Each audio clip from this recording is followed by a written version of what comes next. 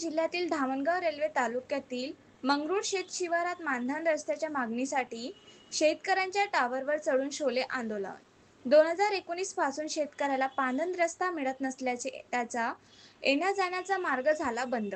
3 वेळा प्रशासनाने रस्ता देण्याच्या नोटीस दिल्या असताना रस्ता मिळत नसल्याने शेतकऱ्यांचे शोले आंदोलन। जोपर्यंत रस्ता मिळत नाही तोपर्यंत टावरवर खाली उतरणार नसल्याचा इशारा। गोपाल निचत असे या शेतकऱ्याचे नाव आहे। हा शेतकरी टावरवर चढल्याने परिसरातील नागरिक आणि पोलिसांची टावर खाली गर्दी